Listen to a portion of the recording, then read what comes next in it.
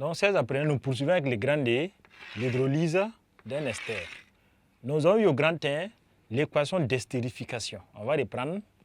L'estérification, c'est R COOH plus R' OH donne un ester RCOO R' plus H2O. Et on avait dit, lors des caractéristiques, que c'est une réaction qui était réversible. Donc, qu'il était possible de répartir en sens contraire. Et l'estérification, c'est une réaction qui permet d'obtenir des esters. Ça veut dire que la réaction là, c'est dans le sens de la gauche vers la droite. Donc, acide plus alcool donne ester. Donc, dans ce sens-là, on appelle estérification. Donc, c'est ce sens-là qui est l'estérification. Donc ici, nous avons l'estérification. Alors, dans le sens qui revient vers l'autre côté, on a dit également, cet ester peut réagir avec l'eau et redonner ses corps. Okay? Si l'ester réagit avec l'eau pour redonner ses corps qui sont au débit, on dit maintenant que c'est hydrolyse. Donc, un ester plus l'eau, c'est hydrolyse d'un ester. Donc, on dit hydrolyse d'un ester, c'est l'action de l'eau sur cet ester. Définition de l'hydrolyse.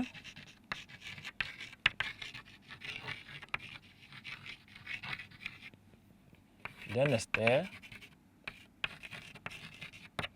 2 points. C'est l'action de l'eau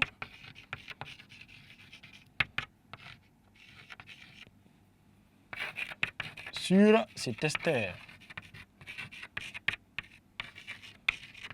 Donc, l'hydrolyse d'un ester est l'action de l'eau sur cet ester. Donc, et ça va donner quoi? On va obtenir un alcool et un acide carboxylique. On obtient un alcool et un acide carboxylique.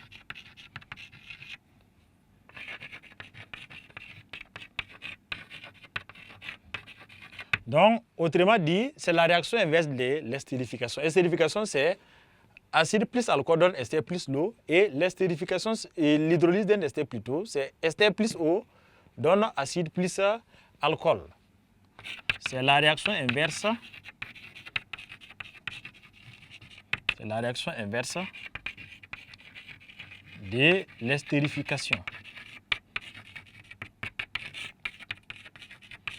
De l'estérification. En ce qui concerne ces caractéristiques, comme c'est les réactions qui se déroulent simultanément et avec des échanges de la droite vers la gauche, gauche vers la droite, on dit que les deux réactions ont exactement les mêmes caractéristiques. Donc, ça veut dire que si la durée de l'estérification est longue, ça veut dire que l'autre aussi, sa durée est longue. Si l'estérification ne dégage pas de chaleur, c'est que l'hydrolyse ne dégage pas de chaleur. Et si l'estérification est limitée, ça veut dire que l'hydrolyse aussi est une réaction limitée. Donc, caractéristiques.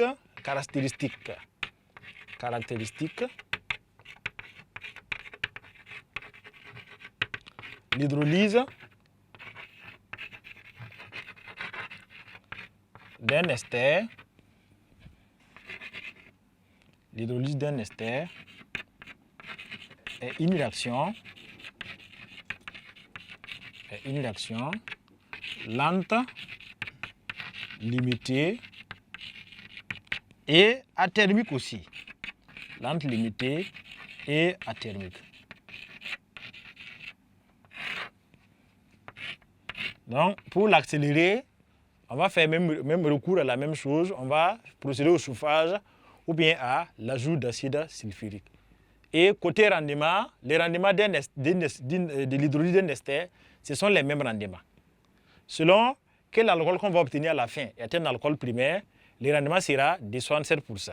Selon quel alcool obtenu à la fin est un alcool secondaire, le rendement est d'environ 60%. Et selon quel alcool obtenu à la fin est tertiaire, on aura un rendement de 5 à 10%.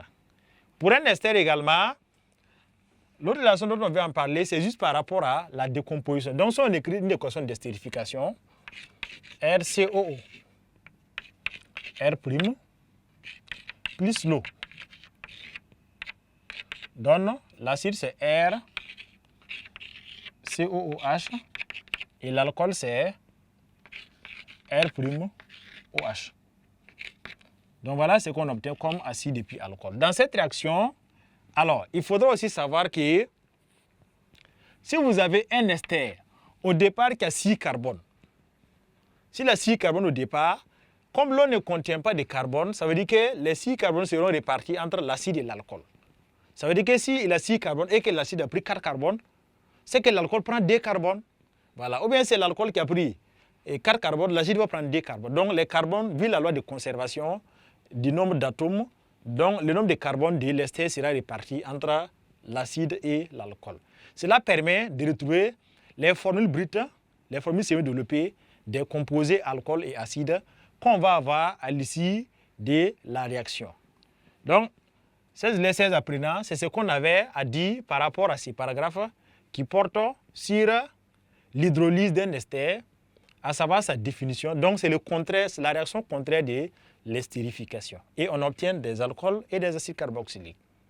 Ce sont les mêmes caractéristiques, réaction lente limitée et athermique, qu'on peut chauffer pour accélérer comme dans le cas de l'estérification, ou avec les rendements de l'hydrolyse, c'est le même rendement que pour la réaction d'estérification. Et juste rappeler aussi par rapport au carbone qu'on peut avoir, si l'ester a 6 carbones, c'est que l'alcool et l'acide carboxylique vont se partager les 6 carbones.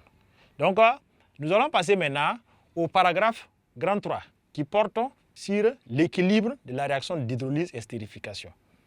Donc, grand 3, l'équilibre. L'équilibre, donc c'est l'équilibre chimique plus exactement, de la réaction